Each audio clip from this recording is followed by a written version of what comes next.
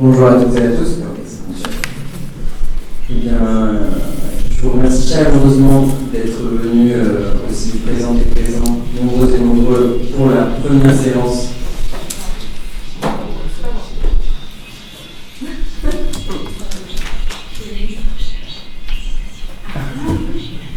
C'est bon, j'ai trouvé. On a trouvé ça.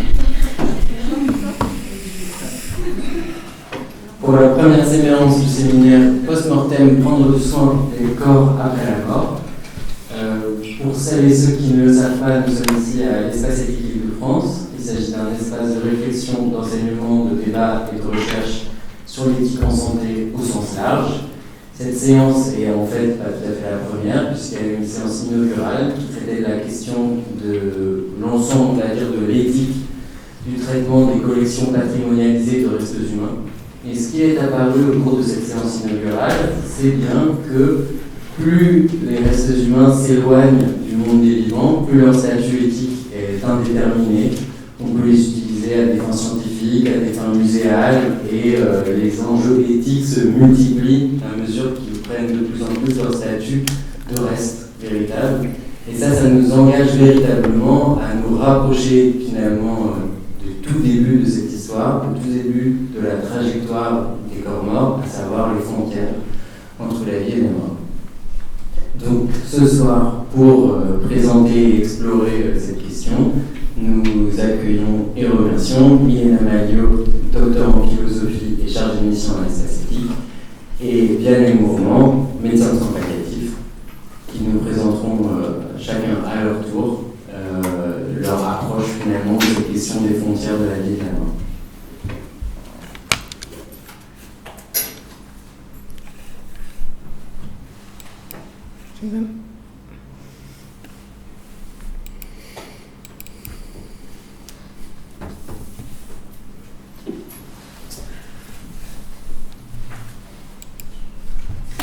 Voilà, donc merci beaucoup, merci Robin de cette invitation à cette première, à ce séminaire. Et donc, moi je voulais vraiment partir du titre de ce séminaire pour interroger la mort, parce qu'on parle de post-mortem, d'après la mort, mais finalement, ce que je veux montrer au cours de ces 30 minutes qui me sont accordées, c'est que finalement, définir la mort n'est rien d'évident. Ce n'est pas si évident de connaître quand on passe de la vie à la mort, et que cette question des frontières entre la vie et la mort s'est posée à différentes périodes, et ça a été un souci à différentes périodes historiques. Donc, pourquoi est tellement difficile de définir la mort? Tout d'abord parce que si on cherche sur un dictionnaire de la langue française le terme mort, on voit qu'on définit la mort par opposition au terme vie, donc cessation de la vie humaine. Donc on voit, cela nous amène donc à nous questionner à qu'est-ce que c'est la vie, et c'est rien d'évident. Et aussi, on peut voir qu'il y a des conceptions différentes de la mort en fonction de domaines différents, qui sont dans le domaine philosophique, qui sont dans le domaine religieux, médical, légal. Il y a des représentations culturelles de la mort qui sont différentes et historiques encore différentes. On a où le rapport à la mort a changé au cours de l'histoire. On voit aussi que cette question, ce n'est pas seulement définir la mort qui est compliqué, qui a posé un souci qui questionne, mais c'est aussi le fait de reconnaître quels sont les signes de la mort. Et cette question a émergé, par exemple, au cours des années 1750 à peu près. On voit là qu'il a été publié une dissertation sur l'incertitude des signes de la mort et l'abus des enterrements et un mouvement précipité. Donc on voit que c'était un souci, pourquoi on voulait reconnaître ces signes de la mort, notamment parce qu'on n'avait pas eu peur d'être enterré lorsqu'on était encore vivant. Et on a une réponse, on répond à cette dissertation sur l'incertitude des signes de la mort avec une lettre en réponse sur les certitudes des signes de la mort. Donc pour essayer que cette crainte d'être enterré vivant, ça diminue. Et donc on voit qu'il y a tous ces questionnements qu'on s'interroge sur cette mort si on regarde l'encyclopédie d'Alembert et de Diderot, qui est à peu près de la même époque. On peut lire qu'il y a deux diagnostics de la mort. Il y a celle qu'on appelle la mort imparfaite, dont le diagnostic est simple, est donné de l'absence de la circulation, de la respiration, de battements cardiaques. Il y a la mort absolue qui est quand même plus difficile à diagnostiquer et est donnée dans la non-réponse aux différentes manœuvres de secours et aussi dans la insensibilité aux brûlures, aux incisions. Donc, et là, c'est qu'on disait aussi que finalement, on peut guérir de la mort imparfaite, et ils exhortaient les médecins à ne pas cesser de guérir de cette mort imparfaite. Entre 1848 et 1873, il y a l'Académie de médecine qui instaure différents prix. Il y a un concours pour la découverte d'un signe certain de la mort. Il y a différents prix qui sont instaurés. Donc, on voit que c'est une question qui préoccupe, qui a un souci de trouver quels sont les signes de la mort. Après, on voit à partir de 1900, il y a des meilleurs diagnostics parce qu'enfin la mort, là c'était déjà à partir de 1860, la mort est diagnostiquée par les médecins. On a plus d'instruments différents, les stéthoscopes qui permettent de mieux reconnaître ces signes de la mort. Et donc là, cette peur de la mort apparente diminue, mais cela des problèmes n'est pas résolu. C'est un autre questionnement qui émerge, et cette fois, c'est quant à la réversibilité de la mort. Et pourquoi ces questionnements? L'émergence de ces questionnements, c'est grâce, en tout cas, émerge à la suite de nouvelles techniques de réanimation qui permettent de surveiller et rétablir les battements cardiaques, la circulation, la respiration. Donc, on pourrait dire qu'on peut guérir de la mort, et le terme anglais de resuscitation le rend bien évident. Et donc, il semblerait que la mort soit devenue réversible.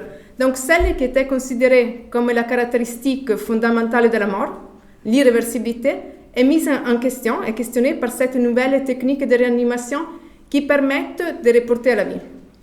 Cela donne lieu à des situations inédites parce qu'on trouve des individus dans un état réversible de totale inconscience, mais dont le cœur continue de battre grâce à la ventilation mécanique.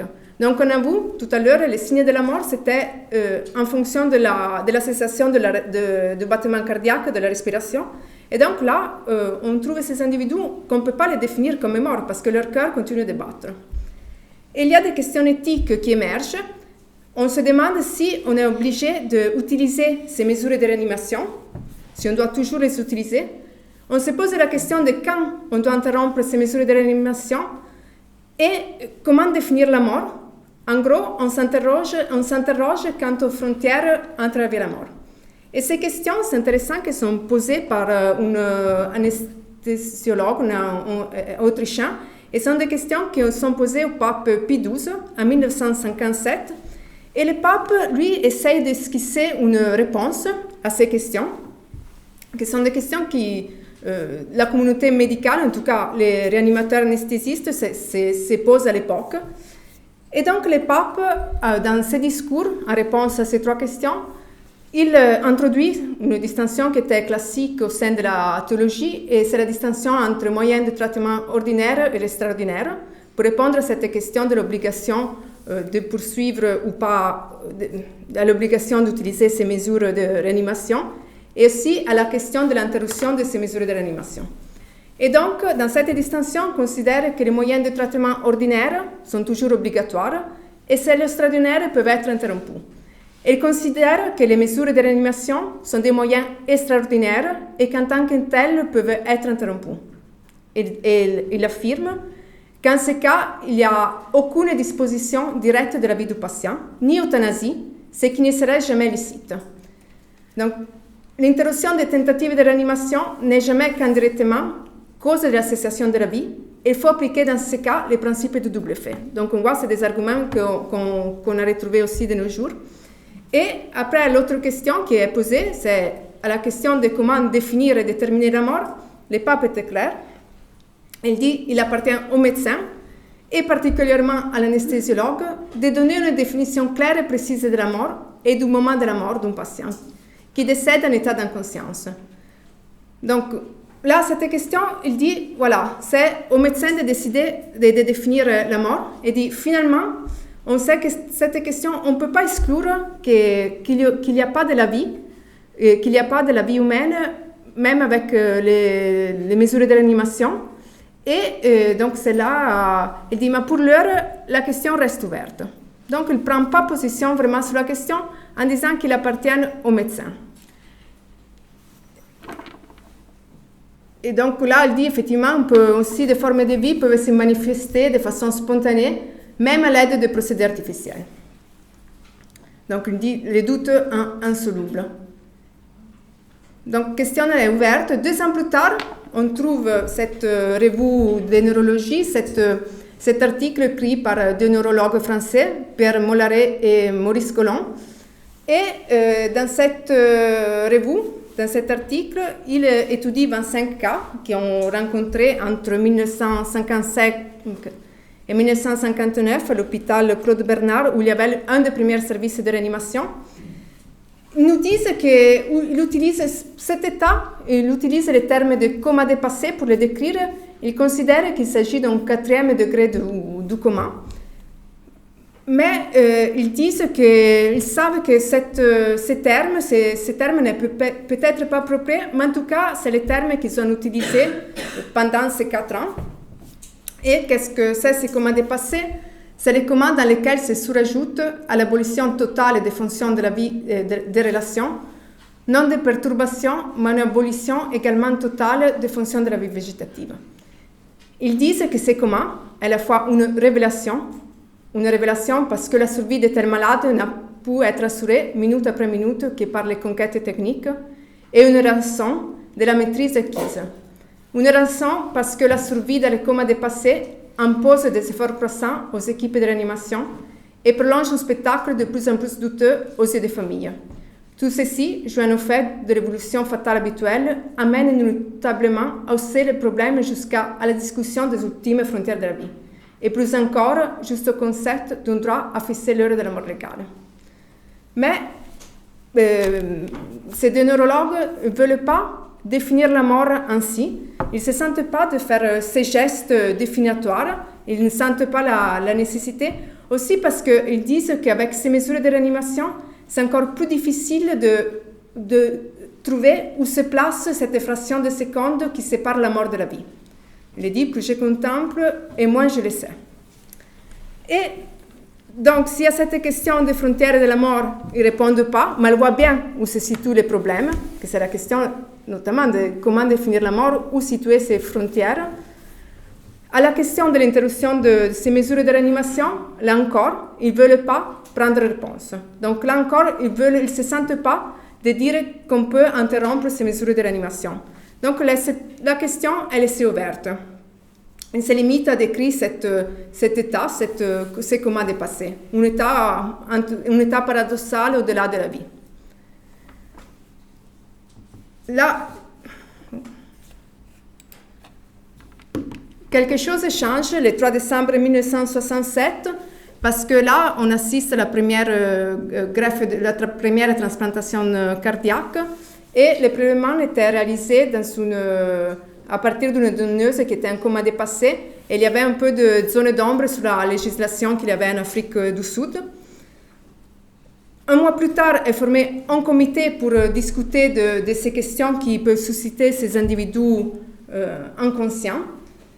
En France, on trouve le 24 avril 1968 la circulaire Genenet qui introduit dans les droits français la description d'un ensemble de lésions et altérations irréversibles, et dit incompatibles avec la vie, et légalise le prélèvement d'organes sur les corps des donneurs qui répondent à ces critères, donc à ces critères de coma dépassé.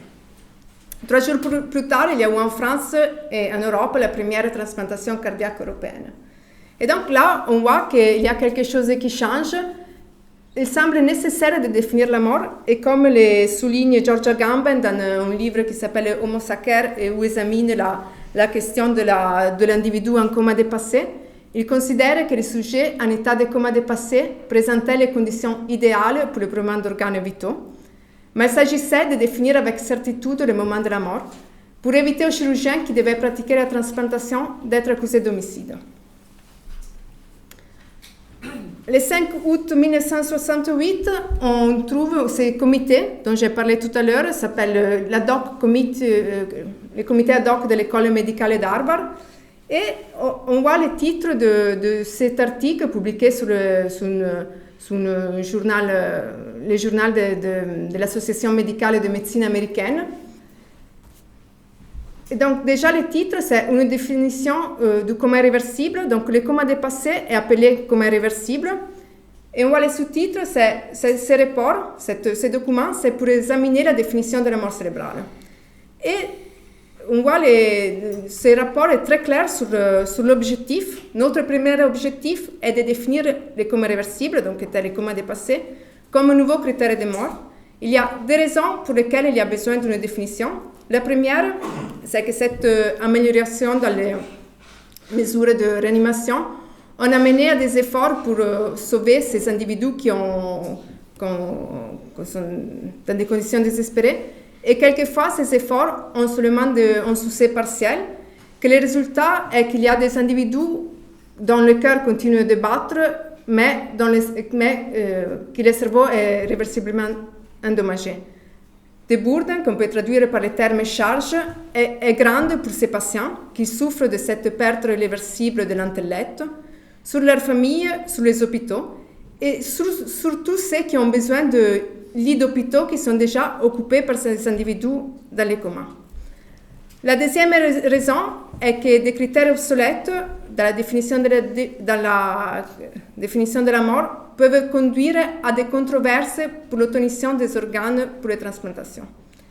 Donc, avec cette définition, ces problèmes ont résolu par, effectivement, les problèmes qui étaient posés sont résolus par une nouvelle définition de la mort qui prétend être scientifique, mais on voit qu'il y a une seule référence, et la référence, c'est le discours du pape que j'ai cité tout à l'heure.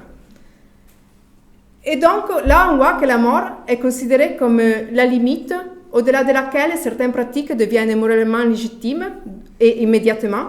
C'est celle que Ralph Stoker appelle la thèse éthique fondamentale sur la mort. Et en même temps, on voit qu'il y a un paradoxe parce qu'on prolonge la vie biologique et on anticipe la déclaration de la mort pour prélever des organes. Ce qui est intéressant, c'est aussi que cette définition a peu à peu introduite dans les droits de différents pays.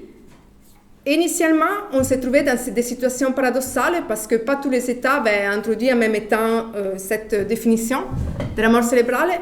Et donc, on pouvait être vivant dans un pays et mort dans un autre. Donc, c'est assez paradoxal. Et puis, encore, jusqu'à l'année 1981, où le comité présidentiel, l'analogue du CCNE, on pourrait dire, même si ce n'est pas exact, mais en tout cas, c'est en 1981 qui introduit une certaine justification théorique pour l'identification de la mort cérébrale à la mort de l'être humain. Tandis qu'auparavant, on ne savait pas pourquoi on devrait considérer la mort cérébrale comme la mort de l'être humain. Il y a deux raisons qui sont évoquées par la commission présidentielle. La première, on considère la mort cérébrale comme la cessation irréversible de toutes les fonctions du cerveau. Toutes, cela signifie que, par exemple, les individus en état végétatif sont exclus de cette définition, donc doit être tous les cerveaux endommagés. Et la deuxième raison, qui va être théorique, c'est que le cerveau est considéré comme le système critique de l'organisme, l'organe intégrateur des fonctions du corps, insubstituable et fondamental pour les caractéristiques typiquement humaines. Intéressant parce qu'il y a eu un consensus sur cette définition de la mort, parce que finalement, ça semblait profiter à tout le monde, et ce qui est étonnant, c'est que même on se serait attendu à avoir des oppositions de la part de l'Église catholique, mais finalement, cela a permis, on se rendait bien compte que cela aurait conduit à des débats sur l'euthanasie. S'ils ne avaient pas considéré ce moment comme la mort, cela aurait mené probablement à d'autres types de débats. Mais ce consensus se révèle instable et on le voit dans les années 90 parce que cette même définition, qui voulait être scientifique, se trouve elle-même contestée par la science, on peut dire. Tout d'abord parce qu'on voit qu'il est impossible de démontrer la cessation irréversible de toutes les fonctions cérébrales. Donc on voit que la première justification du rapport du Defining Death, du rapport de 1981, est critiquée, Parce que si on veut démontrer la cessation irréversible de toutes les fonctions cérébrales, on peut le faire seulement après l'autopsie. Et après, on a montré que le cerveau de certains individus à mort cérébrale continue à produire des hormones, une hormone antidiurétique. Et qu'est-ce que cela signifie donc? Que certaines fonctions cérébrales sont considérées comme plus importantes que d'autres. Et donc on pourrait dire oui, parce que la mort cérébrale finalement considère, on peut penser que c'est la définition de la mort de l'être humain parce que le cerveau est ce qui compte pour l'être humain, mais finalement si on dit mais ce qui compte c'est peut-être parce que le cerveau est important parce que c'est ce qui est lié à la conscience. Mais donc finalement on pourrait se dire que c'est la conscience qui compte, pourquoi pas un passage à la définition de la mort corticale. Et donc le fait de considérer des individus en état végétatif comme morts. Ce sont des critiques qui ont été posées. Donc la deuxième raison qui était à nouveau mise en discussion, la deuxième justification du defining death, est que finalement le cerveau n'est pas l'organe intégrateur de l'organisme. Et cela était, certains ont dit finalement des individus en mort cérébrale peuvent survivre pendant longtemps, donc ce qui est paradoxal encore. Ils peuvent grandir, assimiler des nutriments, combattre des infections. Et cela a été décrit par Sherman, qui est un neurologue, a décrit plusieurs situations. Et il y a une situation assez récente d'une jeune adolescente aux États-Unis qui finalement elle a continué à vivre, certes branchée en respirateur, pendant 5 ans. Donc ce qui était un peu paradoxal. Et aussi, une autre chose, il y a des femmes à mort cérébrale qui accouchent. Donc là encore, un autre paradoxe des morts qui peuvent donner la vie. Et selon ces neurologues, finalement, cela montre que ces individus ne sont pas morts au niveau biologique. Donc là, pour montrer comme cette question des frontières entre la vie et la mort a émergé à différents moments. En 2008, cette question à nouveau a émergé, est devenue publique dans certains pays, pas en France, qu'on a préféré ne pas discuter de la question, mais a émergé cette question par un article de Lucetta Scarafia, qui est une historienne qui a publié cet article, Signe de la mort à 40 ans du rapport d'Harvard, sur l'Osservatore Romano, qui est le journal du Vatican. Et Scarafia, ce qui critiquait notamment, disait que finalement cette définition n'est pas compatible avec l'Église catholique, notamment parce que ça signifie que par le prélèvement d'organes, on anticipe la mort des individus. Avec la définition de la mort cérébrale, on anticipe la mort des individus. Et puis, on voit que cette définition de la mort cérébrale, il y a des périodes différentes, à partir des années 90, quand il y a eu les premiers prélèvements d'organes à cœur non battant, c'est ce qu'après on appelle le Maastricht 3, que la classification Maastricht 3, a toujours, avec l'émergence de certaines techniques, a toujours questionné à certains moments. Donc on voit les sujets de la mort cérébrale a émergé en des périodes différentes. Puis il y a encore en 2020, il y a ce projet qui était instauré de World Brain Death Project, c'était d'essayer d'uniformiser les différents critères de la mort. Ce qu'on voit, donc cette question qui émerge, et ce qu'on voit, c'est que finalement, la définition de la mort cérébrale n'a pas permis de résoudre les problèmes pour lesquels elle avait été mobilisée. Et pourquoi? Moi, en tout cas, ce que je considère, c'est pourquoi on n'a pas pu résoudre cette question par une définition de la mort.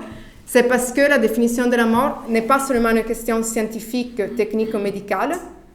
La décision de déclarer mort un individu avant que le corps soit rigide ou froid, ou pour viser la plus grande certitude avant que le corps commence à se décomposer, pose des problèmes philosophiques, voire métaphysiques. Il y a un article sur la revue de presse qu'Alexis fera publier bientôt sur le sujet.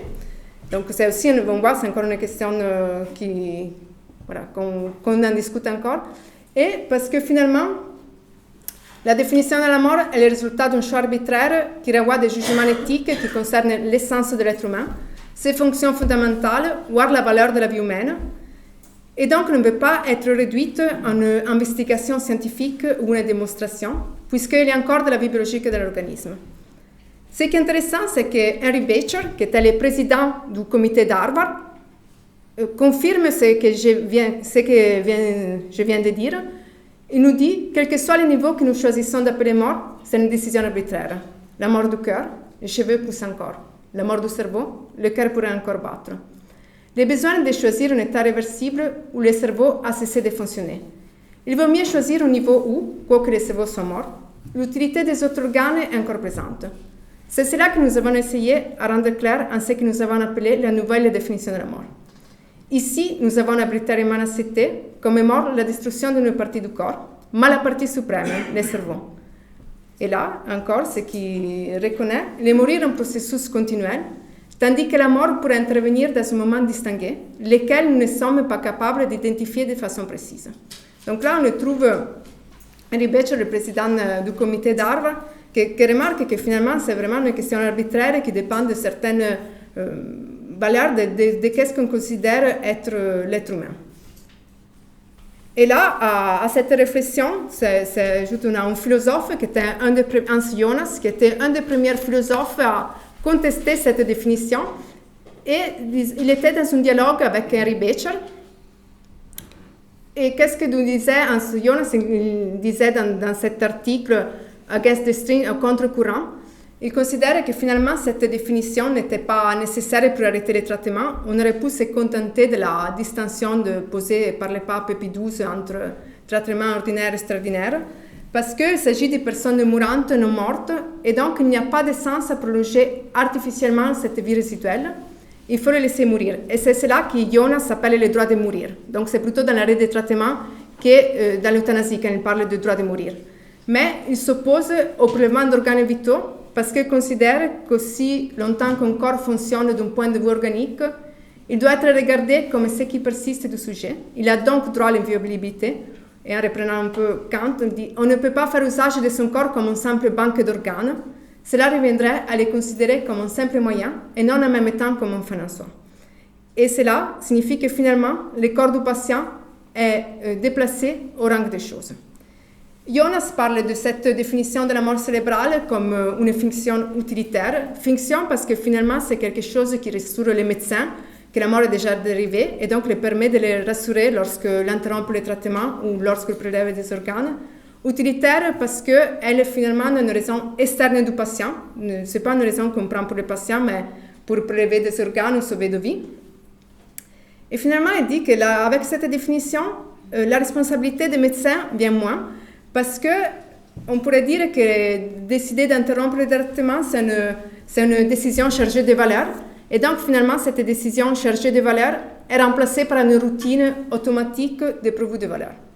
Et encore plus fort, Jonas a dit on avance le moment de la déclaration de mort à un état qui était auparavant considéré vie, et pour lui, cela équivaut à une vivisection.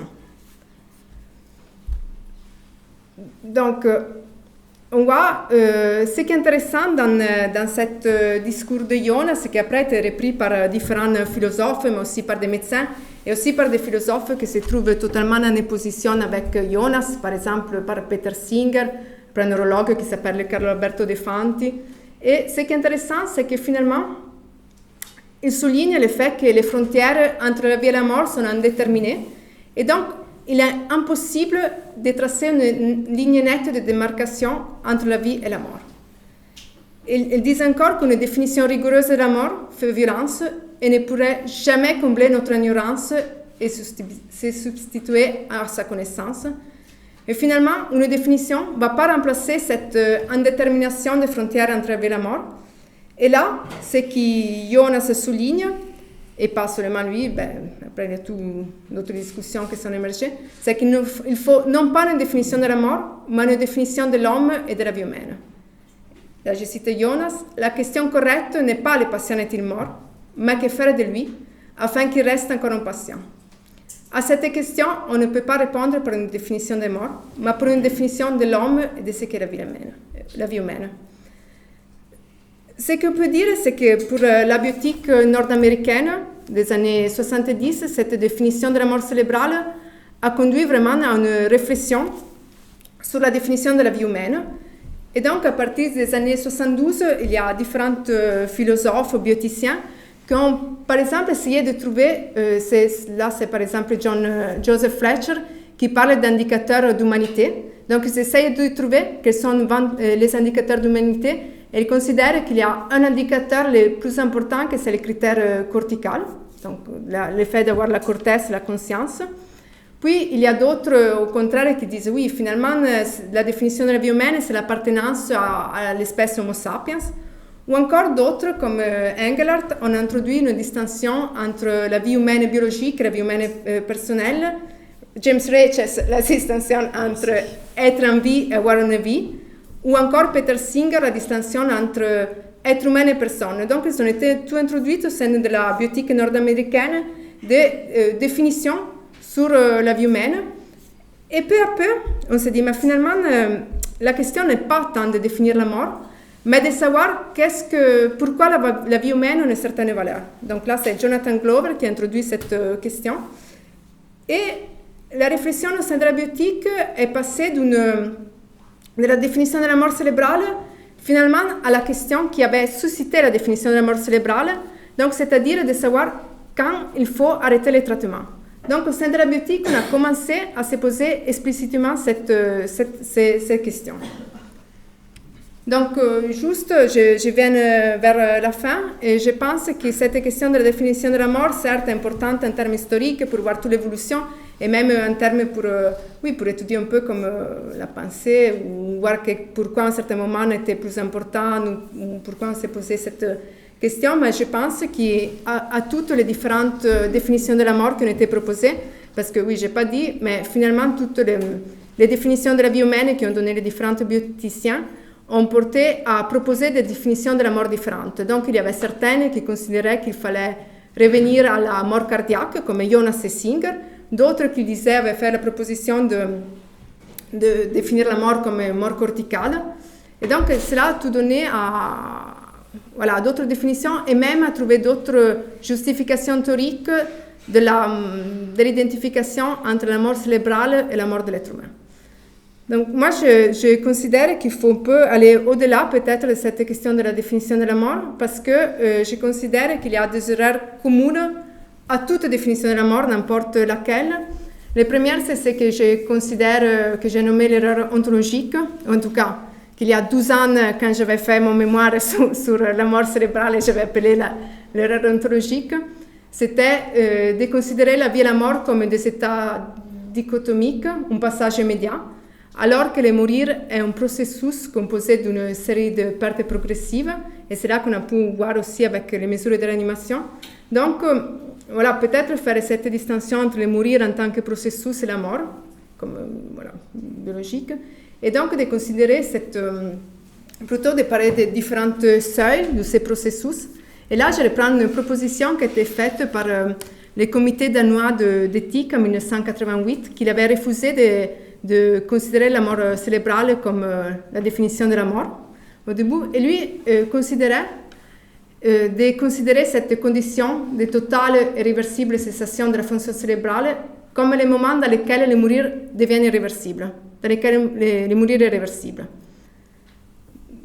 Deuxième erreur qu'on peut considérer, c'est de toute définition de la mort, que finalement il y a la prétention de résoudre par une définition, donc par un jeu sémantique, des problèmes qui sont d'un autre ordre, dont l'ordre n'est pas le même, ce sont des enjeux, des problèmes pratiques, éthiques.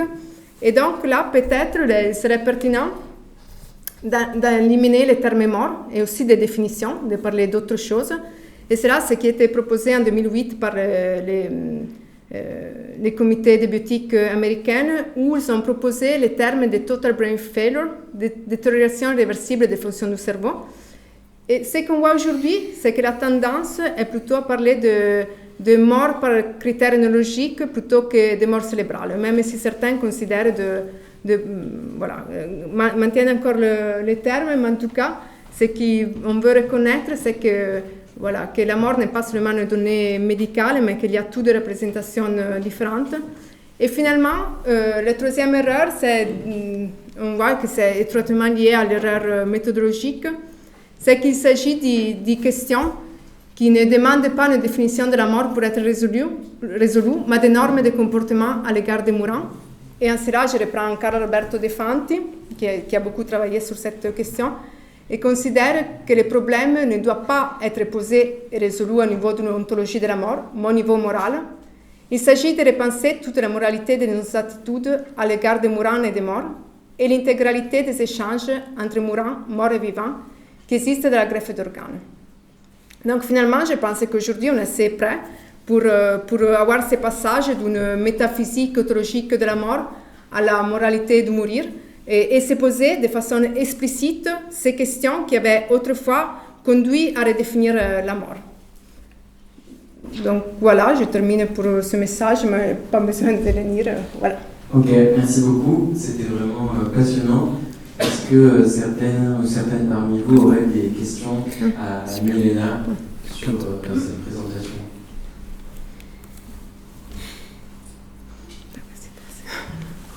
Yanné?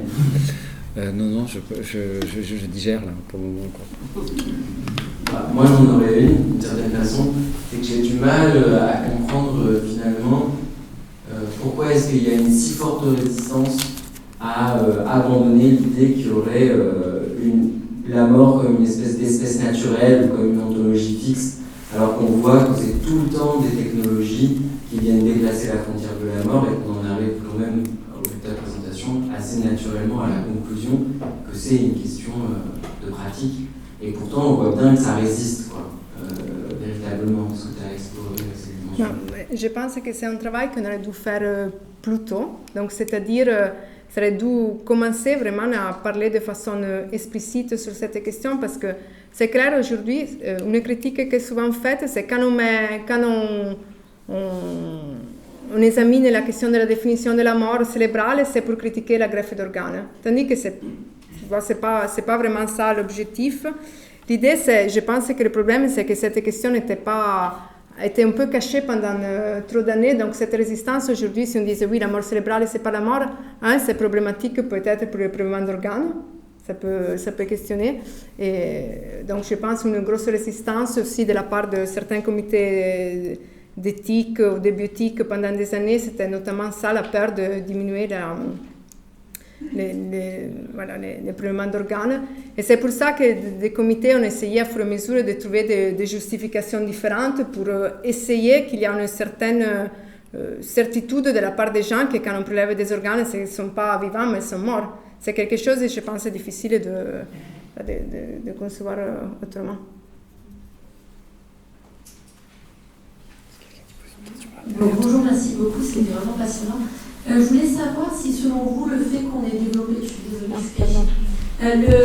la technique du Maastricht 3, et donc, pour ceux qui connaissent, je ne sais pas s'il y en a qui ne savent pas, mais il y a un arrêt du cœur et on met en place une circulation via une pompe. Est-ce que ça va permettre l'évolution, selon vous, de cette définition, de cette notion de la mort, parce que finalement, on peut maintenant prélever des organes une fois que le cœur est arrivé. C'est ce que certains ont proposé, mais finalement, c'est ce que certains ont proposé, mais finalement, c'est pas. Je pense que la question n'est pas ça. L'idée, c'est pas de redéfinir la mort. Je pense que c'est pas ça l'objectif de redéfinir la mort. On peut très bien considérer, ou peut-être il faut faire une distinction entre définition et critères. Donc, garder les critères soit neurologiques, soit cardiaques pour la mort, en sachant qu'une définition engloberait d'autres choses qui vont au-delà du côté médical et d'autres. Et ce qui est intéressant, c'est que finalement, les Maastricht 3, certains se sont aperçus qu'il y avait les problèmes de la mort cérébrale parce qu'il y a eu les Maastricht 3, sinon avant, ce n'était pas vraiment interrogé quant à cette définition de la mort. Mais je ne pense pas, l'objectif n'est pas de changer la définition de la mort. Je pense qu'il faut se dire, OK, à quelles conditions on fait des prélèvements d'organes, qu'est-ce qu'on accepte, qu'est-ce qu'on n'accepte pas, et peut-être même de voir ces liens entre définition de la mort et prélèvement d'organes. Peut-être les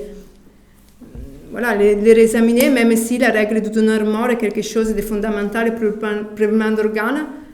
Je ne sais pas, on devrait essayer de réfléchir à des conditions différentes et aussi avec une suspension du jugement, peut-être la règle du donneur mort. Merci beaucoup Milena pour l'intervention. Je ne connaissais pas du tout toute l'histoire et c'était vraiment très précieux d'avoir toutes les étapes et les connexions avec les avancées médicales. Je vais reprendre sur j'ai 3 questions assez courtes et qui rebondissent sur des choses que tu as dit, mais juste pour les approfondir. La première, c'est en lien avec la question qui vient d'être posée. J'ai l'impression que ce qu'on essaye de produire, c'est pas des définitions de la mort au sens où c'est des énoncés qui diraient ce qu'elle est, qui diraient son essence. C'est des définitions au sens de critères qui permettraient de délimiter quand on est mort, quand on n'est pas mort, quand on est mort, quand on est... Et donc c'est cette question qui est plus de l'extension, et donc comme tu viens de dire des critères, donc à ce moment-là, on pourrait abandonner même l'expression définition de la mort qui est peut-être extrêmement piégeante. Ma première question. La deuxième question, Henri Becher dit que les définitions de la mort, donc maintenant on met des gros guillemets à cette expression, elles sont arbitraires. Je suis un peu gêné par arbitraire, parce qu'arbitraire, ça nous emmène presque du côté, on pourrait choisir n'importe laquelle. Il me semble que tu as plus montré, toi, qu'elles sont conventionnelles. Enfin, c'est un choix, une décision, et je préférerais, moi, dire conventionnel que arbitraire, d'autant plus que, et tu l'as très bien montré, c'est la dernière phrase de la diapo, que c'est lié à des questions pratiques, par exemple, quand est-ce qu'on peut enterrer quelqu'un en étant sûr qu'il est mort, quand est-ce qu'on peut le prélever, et quand est-ce qu'on peut arrêter des traitements. Ce sont des questions différentes. Et donc, voilà, est-ce que tu serais d'accord pour dire arbitraire, c'est un peu problématique. En revanche, ces définitions, entre guillemets, elles sont conventionnelles. Et troisième question, je ne savais pas du tout que Jonas était, si j'ai bien compris, opposé au prélèvement d'organes, comme quelque chose qui porterait atteinte à la dignité humaine. Est-ce qu'il n'y a pas quand même quelque chose dans son raisonnement qui n'apparaît pas, c'est que, à défaut d'un consentement explicite, il y a un consentement présumé au don, ce qui change quand même le fait du prélèvement. On ne va pas prélever sur des gens qui s'y sont opposés, ce qui là pourrait être une atteinte à la dignité humaine. Mais à partir du moment où on présume qu'il y a un consentement, est-ce que la critique elle peut toujours être aussi radicale que la sienne? Ok, donc je suis d'accord avec toi aussi sur les premières deux remarques, sur la définition des critères. Effectivement, c'est plus des critères, et je suis tout à fait d'accord pour enlever cette idée de définition. Même aujourd'hui, je pense qu'on parle moins de définition, on parle plutôt de détermination, et vraiment le raisonnement, c'est plutôt sur les critères plutôt pratiques pour des questions différentes. Sur Becher, là, c'est peut-être une question de traduction. Je ne sais pas exactement qu'est-ce que l'entendait. En tout cas, c'était le terme anglais qui était employé. Et, oui, on peut dire convention. Oui, ça, je n'ai pas de remarques. Quand, plutôt qu'arbitraire, oui, effectivement, c'est conventionnel. On peut dire, et c'est ça, toute définition qui pourrait être socialement acceptée, en toujours une partie des conventions qui dépendent. Donc, c'est ce qui montre effectivement sa citation. Et sur Jonas, en effet, Jonas, c'est pas du tout sur la question du consentement, lui. C'était vraiment sur qu'est-ce qu'on considère l'être humain. Donc, il disait ce qui était important, c'était donner une définition de l'homme. Et pour lui, la définition de l'homme, c'était l'ensemble du cerveau et du corps. Donc, on pouvait séparer les deux. Et ce qu'il critiquait, c'était une position, il semblait, de voir réapparaître le dualisme cartésien, transformé. Donc, c'est pour ça, c'était plutôt une conception de l'être humain qui s'opposait, lui, plutôt que le consentement. C'était pas du tout sa question. Bravo Milena, merci. Grazie. J'ai deux petites questions aussi, j'ai fait une de moins que Fabrice. D'abord, au-delà de l'aspect utilitaire, qui a été beaucoup critiqué sur les critères de Harvard par exemple, il y a quelque chose qui me surprend, enfin, qu'on ne commente pas assez, c'est le primat occidental du cerveau, justement dans cette affaire. C'est-à-dire que quand on regarde les autres dimensions de la vie, on considère, tout le monde, je pense spontanément, que lorsque la conscience s'en va, pour reprendre le titre d'un ancien esthétique qui a fait un livre là-dessus, il n'y a plus réellement de vie. Il n'y a pas de valeur de la vie si le cerveau est altéré ou atteint. Voilà, il y a une sorte de préconception là-dessus qui va à l'encontre, par exemple, d'autres visions du monde oriental, où on n'est pas autant focalisé sur le cerveau. Le centre vital, c'est plutôt le halal, l'abdomen, voilà. Donc il y a aussi, je pense, dans Harvard, dans cette discussion, il y a cette surestimation occidentale du cerveau. Et l'autre question très proche, c'est il y a aussi l'aspect libéral dans cette affaire. C'est-à-dire, je pense que ça a transparu dans les questions antérieures, c'est le fait, cette hésitation entre l'objet et la personne, en réalité. C'est tout le problème de, quand on a voulu aussi vendre, entre guillemets, le prélèvement d'organes, le don d'organes, cette idée, c'est difficile enfin, il y a un livre, j'en ai parlé tout à l'heure, de bio-objets, de Céline Lafontaine là-dessus, sur les bio-objets que seraient les objets vivants. Et cette question de, pour des raisons instrumentales, on doit considérer le greffon comme un objet, mais qui provient d'une personne qui va à une personne après. Donc voilà, cette idée qui hésite entre la mort et le vivant, qui est aussi une conséquence des progrès de la technique, comme on l'a dit, qui ont effacé un peu les frontières. Voilà, Robin l'a très bien dit, parler de mort naturelle, aujourd'hui, ça n'a presque plus de sens. Et voilà, il y a cette hésitation entre la mort et la vie qui fait de ces personnes des mortes vivantes.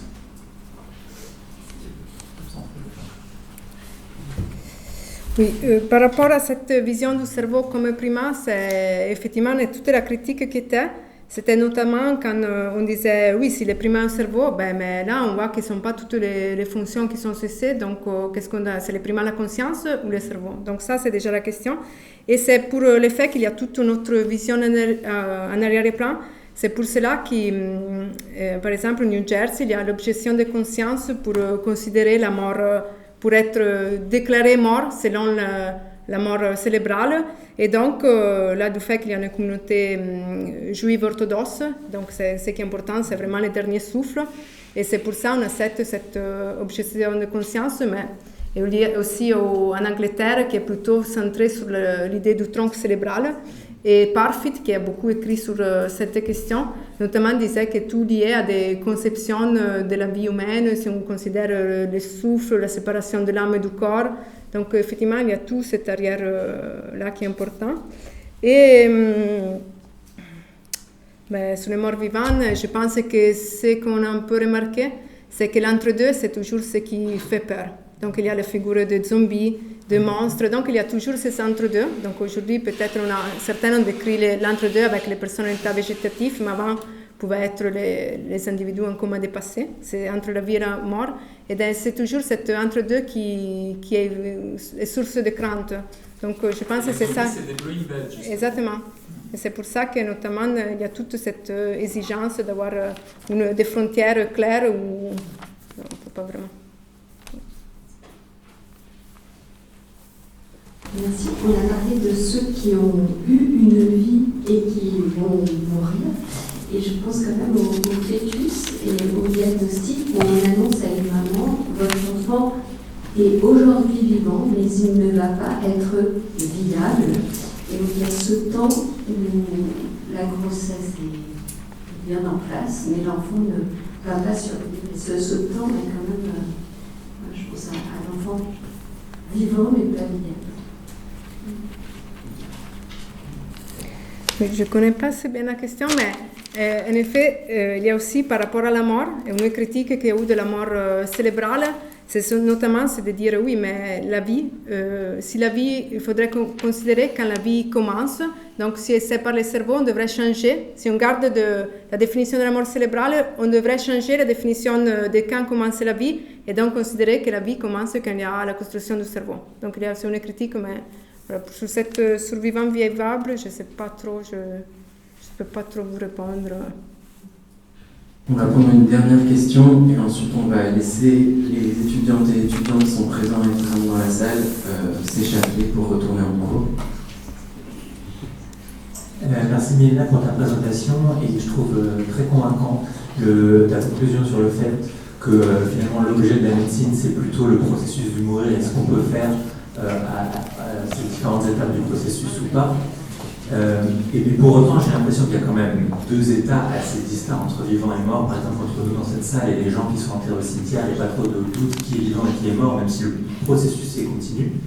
Et je me demande si ça veut dire que, au fond, ça devrait plus être le rôle des médecins de déclarer la mort. Et si c'est le cas, à qui reviendrait ce rôle? Parce qu'il y a quand même un moment où on va devoir déclarer la mort, même si c'est pas pour prélever les organes, par exemple. Donc là, la différence, c'est effectivement qu'il y a, moi je parlais de comment dépasser, c'est qu'il y a des moyens artificiels, des mesures de réanimation. Donc la distinction, là, mais c'est un peu différente, ces états intermédiaires dont je parlais. Donc effectivement, avec les mesures de réanimation, c'est plus difficile Et ta question sur les médecins, non, je pense, je peux te répondre par des critiques qui sont été posées à cette définition de la mort, et notamment qui était dit que finalement, si la mort c'est une question de valeur, chacun devrait choisir en fonction qu'ils considèrent que leur propre valeur, considérer les moments à lesquels et comment veulent être définis morts. Donc ça, c'était aussi des propositions qu'il y a eu, parce qu'on dit, oui, si ça concerne les valeurs, pourquoi